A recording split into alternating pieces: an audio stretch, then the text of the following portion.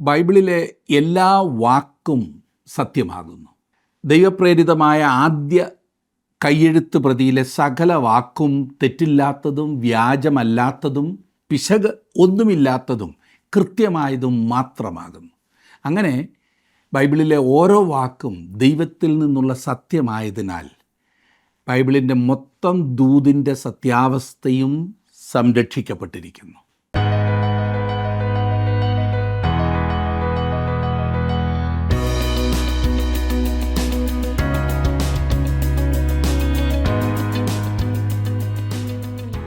ജീവസന്ദേശം പ്രോഗ്രാമിലേക്ക് സ്വാഗതം. നാം ദൈവത്താൽ സ്നേഹിക്കപ്പെട്ടവരും തിരഞ്ഞെടുക്കപ്പെട്ടവരുമാണെന്നുള്ളത് ഒരു വലിയ ഉത്തരവാദിത്തമാണ് നമ്മെ ഓർമ്മപ്പെടുത്തുന്നത്.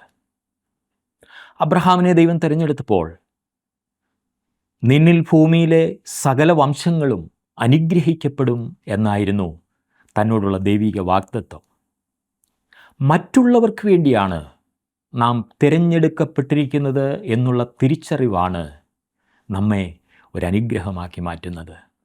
അഥവാ ദൈവസ്നേഹം ഇതുവരെ അറിഞ്ഞിട്ടില്ലാത്തവർക്ക് വേണ്ടിയാണ് നാം ദൈവത്താൽ സ്നേഹിക്കപ്പെട്ടിരിക്കുന്നത്. 1 തെസ്സലോനിക്കർ 1 അധ്യായം 4-5 വാക്യങ്ങളിലൂടെ ഇന്ന് നമ്മൾ കടന്നു പോകാം.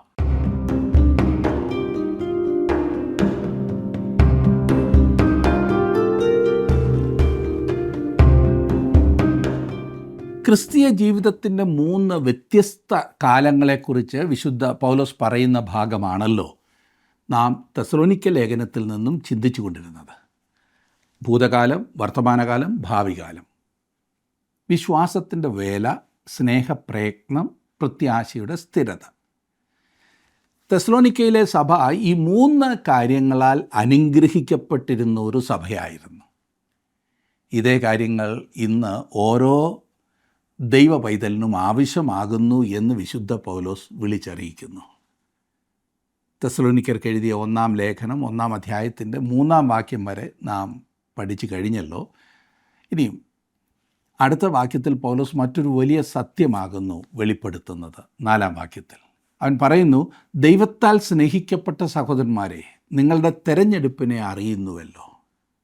തെരഞ്ഞെടുപ്പ് എന്നുള്ള വാക്ക് ഇതാ ഇവിടെ വീണ്ടും കാണുന്നു.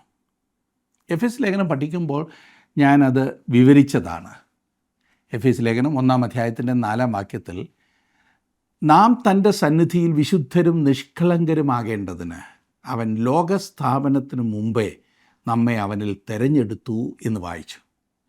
ഈ ദൈവീക തെരഞ്ഞെടുപ്പ് എന്ന് പറയുന്നത് അനേകർക്ക് ഒരു വലിയ പ്രശ്നമാണ്.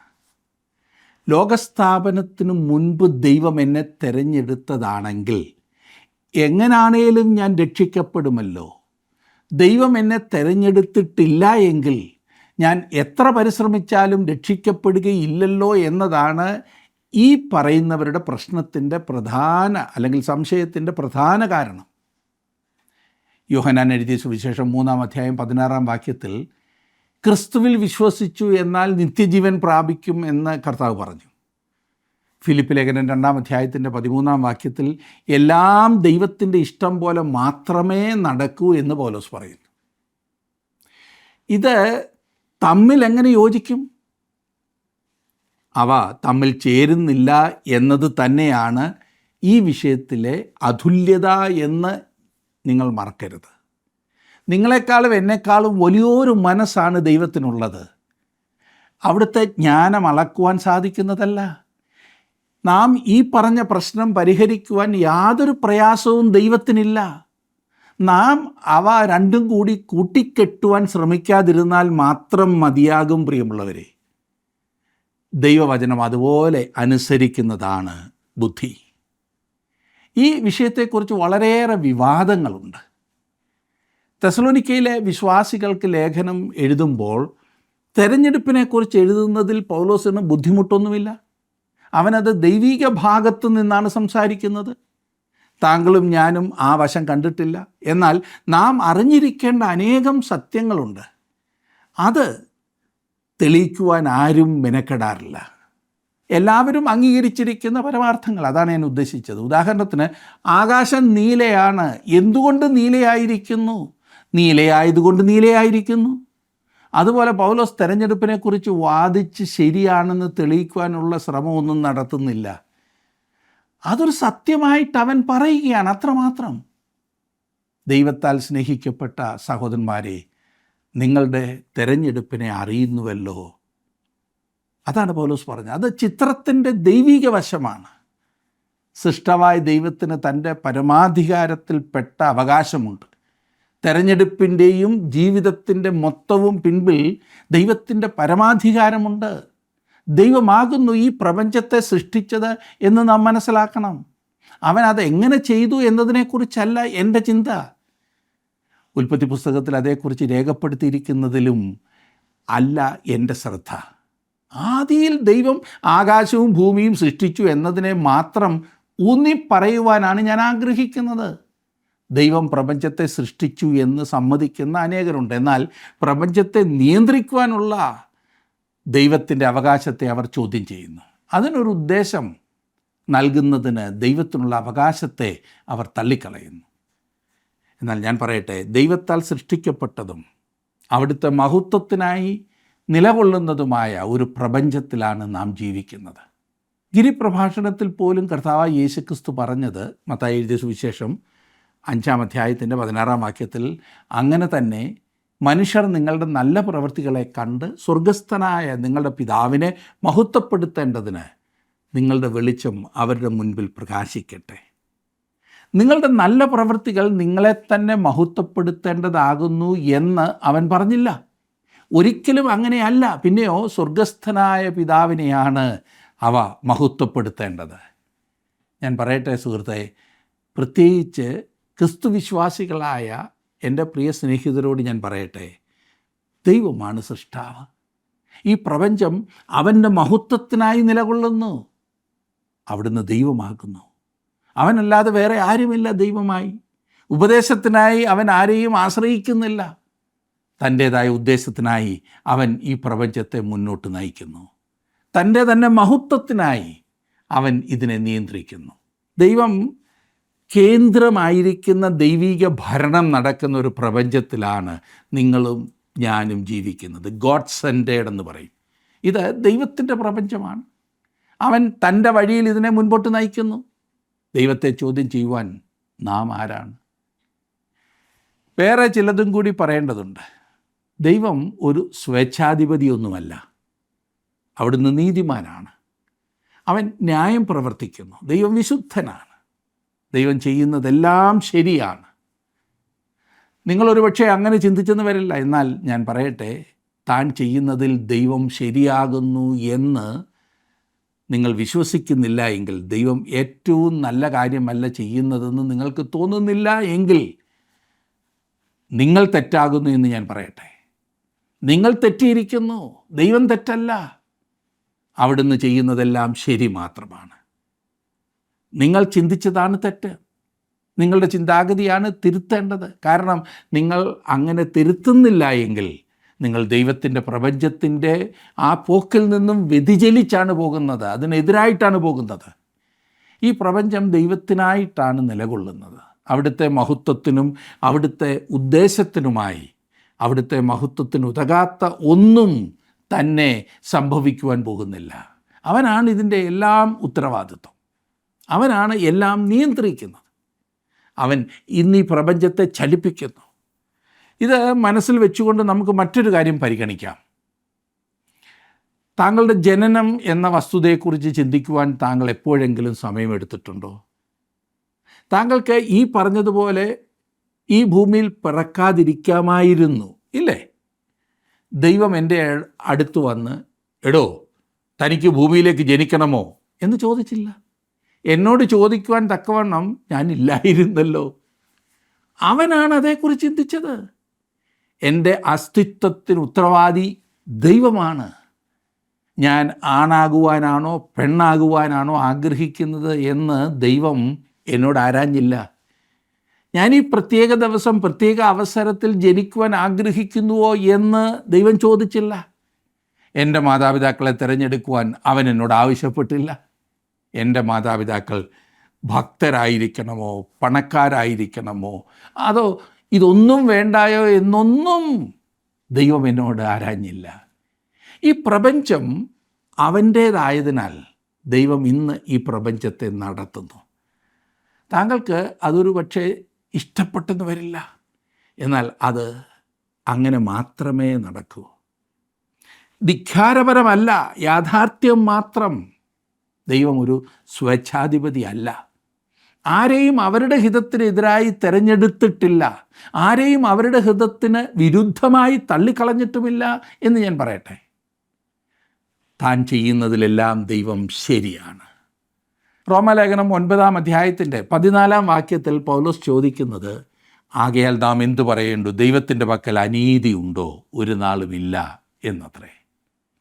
ദൈവം ചെയ്യുന്നതെല്ലാം ശരിയാകും. അതത്രേ ഇവിടെ ഊന്നിപ്പറയുന്നത്. അത് യുക്തിക്ക് യോജിക്കുന്നതുമാണ്. തൻ്റെ ബുദ്ധിക്ക് ഉൾക്കൊള്ളുവാൻ കഴിയാത്ത എല്ലാറ്റിനെയും ചോദ്യം ചെയ്യുന്നതാണല്ലോ മനുഷ്യൻ്റെ പ്രകൃതം. നാം വെറും സൃഷ്ടികൾ മാത്രമാകുന്നു എന്ന് അംഗീകരിക്കുന്ന സ്ഥാനത്തേക്ക് നാം തിരികെ വരേണ്ടതുണ്ട്. സൃഷ്ടികൾ എന്ന് മാത്രം ചിന്തിച്ചാൽ പോരാ, മൊത്തത്തിൽ നഷ്ടപ്പെട്ട സൃഷ്ടികൾ. നാം ജീവിക്കുന്ന ഈ കാലങ്ങളിൽ അങ്ങനെ പറയുന്നത് എല്ലാവർക്കും ഇഷ്ടപ്പെട്ടു എന്ന് വരില്ല. യാഥാർത്ഥ്യം അങ്ങനെ ആകുന്നെങ്കിൽ തന്നെ അങ്ങനെ പറയരുതെന്നാണ് പലരുടെയും ഭാഷ്യം. മനുഷ്യനെ പാപി എന്ന് വിളിക്കുന്നതാണ് പാപമെന്ന് പറയുന്ന ആ തത്വശാസ്ത്രമാണല്ലോ. മനുഷ്യൻ ഒരു പാപിയാണെന്ന് പോലും പറയരുതെന്നാണ് പലരും ചിന്തിക്കുന്നത്.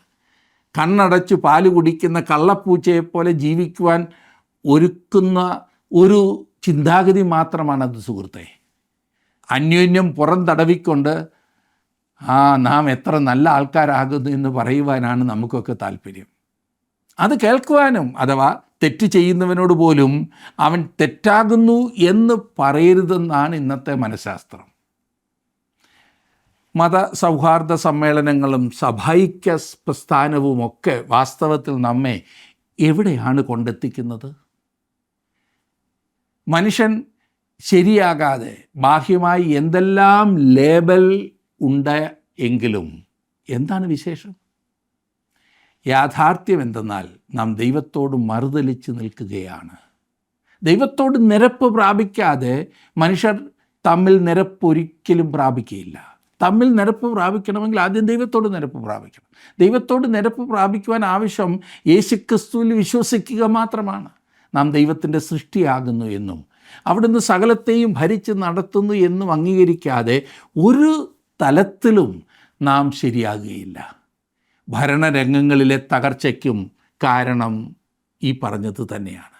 ലോകത്തിലെ ഏറ്റവും ഉന്നതമായ ഭരണ സംവിധാനം ഉണ്ടെങ്കിൽ പോലും ശരിയാകാത്തതിന് കാരണം ദൈവത്തെ അംഗീകരിക്കാത്തതാണ്.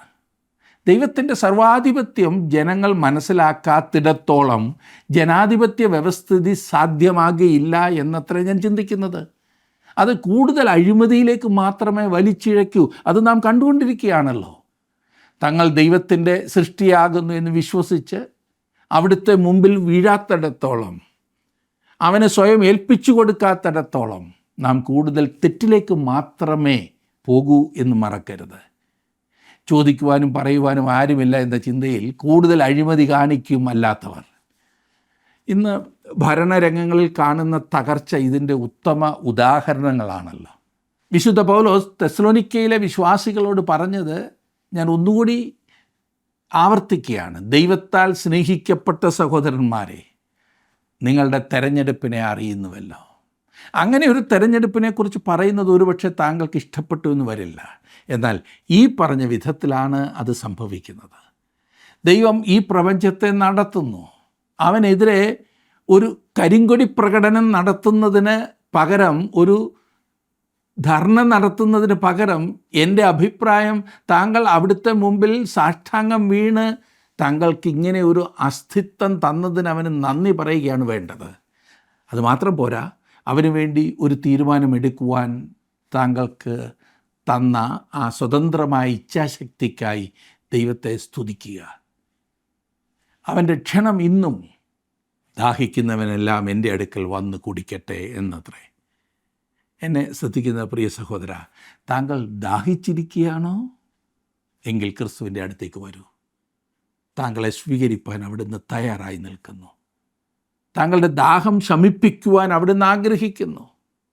എന്നാൽ ഈ ലോകത്തിൻ്റെ വെള്ളം കുടിച്ച് ജഡത്തിൻ്റെ മോഹങ്ങൾക്ക് വേണ്ടി മാത്രമാണ് താങ്കൾക്ക് ദാഹമെങ്കിൽ, ദൈവത്തോട് ദാഹമില്ല എങ്കിൽ ദൈവത്തെ മറന്നേക്കൂ.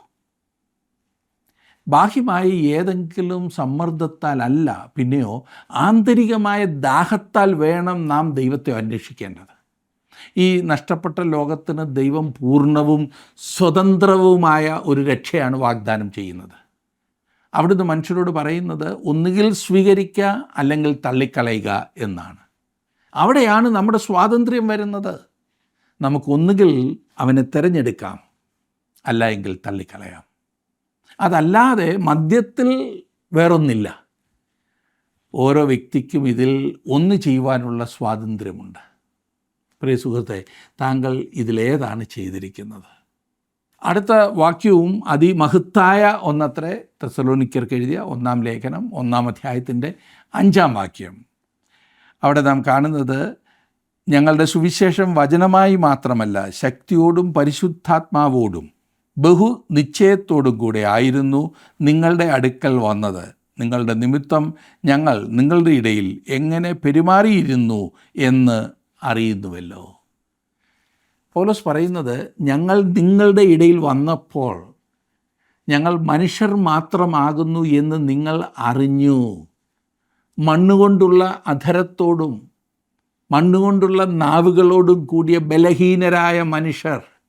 നോക്കണേ, ഞങ്ങൾക്കാകെ ചെയ്യുവാൻ സാധിച്ചത് കുറേ വാക്കുകൾ പറയുക മാത്രമാണ്. എന്നാൽ ഞങ്ങൾ ദൈവവചനം നൽകുകയുണ്ടായി. ദൈവവചനം നിങ്ങളുടെ അടുത്ത് വന്നത് വാക്കുകളായി മാത്രമല്ല, പിന്നെ ശക്തിയോടും പരിശുദ്ധാത്മാവോടും കൂടിയാകുന്നു. പ്രിയ സുഹൃത്തെ, ഈ സത്യമാണ് എൻ്റെ ജോലി ഈ ലോകത്തിലേക്കും ആശ്ചര്യകരമായ ജോലിയാക്കി തീർക്കുന്നത്. എനിക്കിത് ഏറ്റവും ഇഷ്ടമാണ്. ദൈവവചനം പഠിപ്പിക്കുവാൻ എനിക്കെന്ത് ഇഷ്ടമാണെന്നറിയാമോ? എന്തുകൊണ്ടാണെന്ന് താങ്കൾക്കറിയാമോ? കാരണം ഞാൻ ദൈവവചനം അറിയിച്ചു കഴിയുമ്പോൾ എന്നെ സംബന്ധിച്ചിടത്തോളം അവ വെറും വാക്കുകളാണെങ്കിൽ തന്നെ ദൈവത്തിൻ്റെ ആത്മാവ് അവയെ എടുത്തുപയോഗിക്കുവാൻ അവ ശക്തിയുള്ളവയാകുന്നു.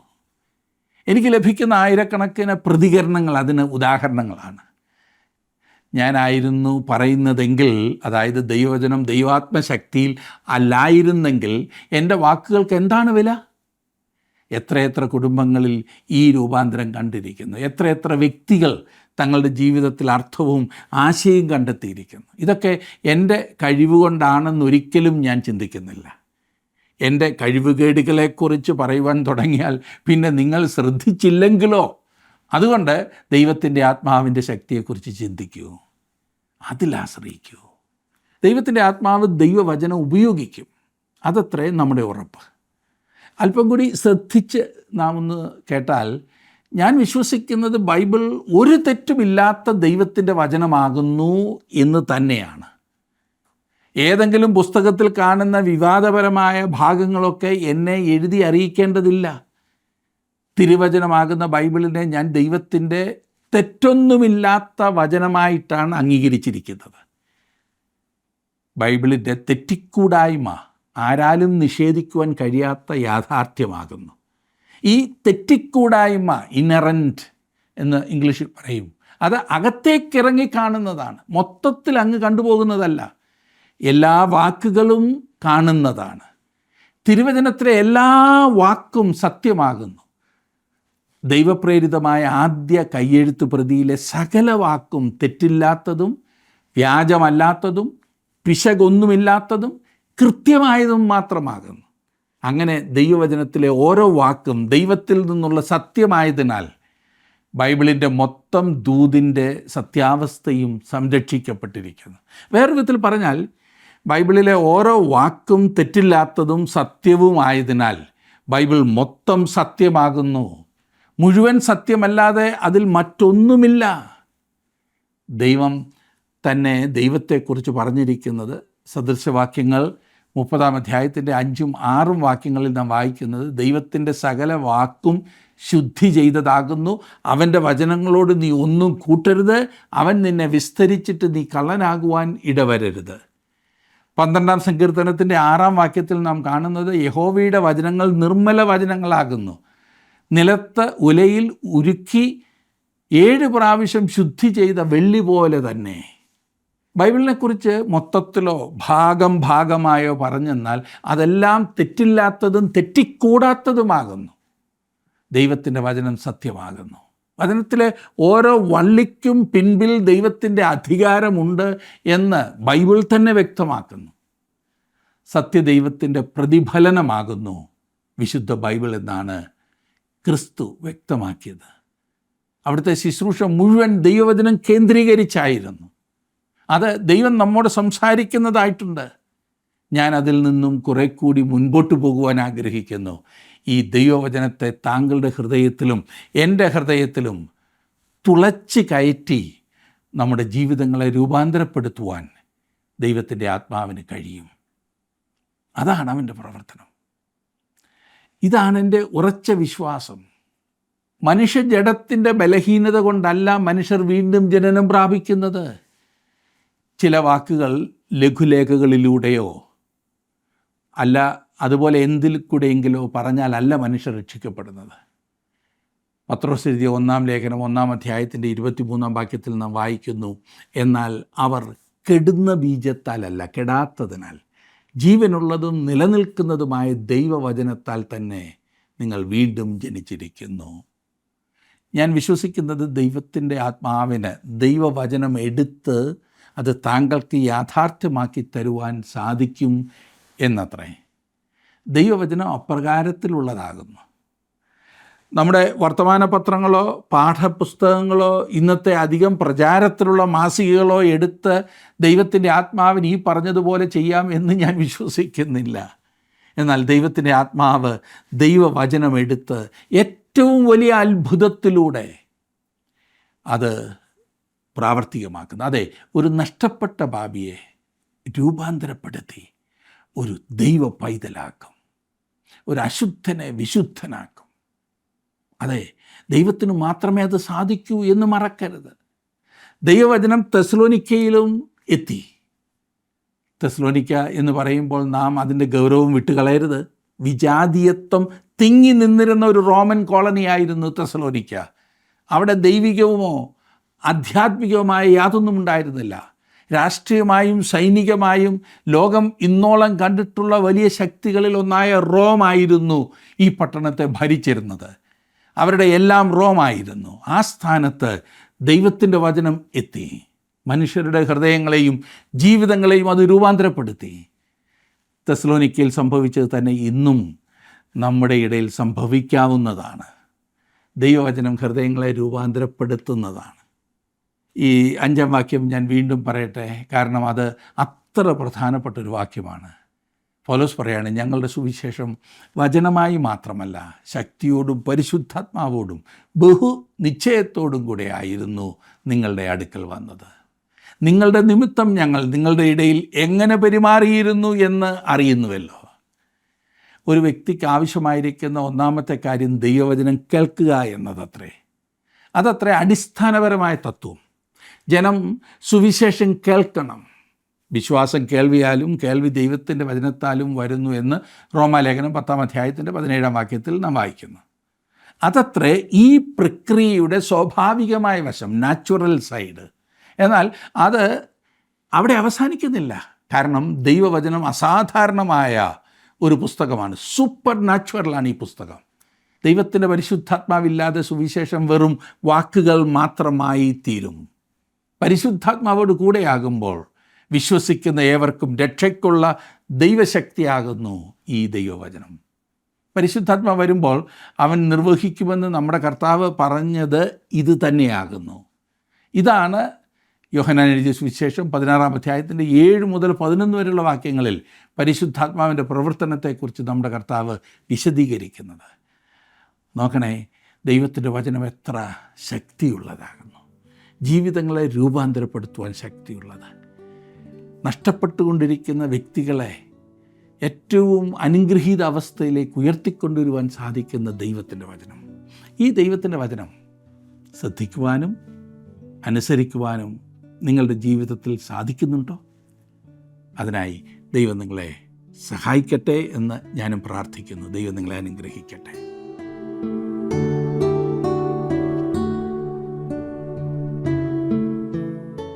കർത്താവായ യേശുക്രിസ്തു പറഞ്ഞു, ജീവിപ്പിക്കുന്നത് ആത്മാവാകുന്നു, മാംസം ഒന്നിനും ഉപകരിക്കുന്നില്ല.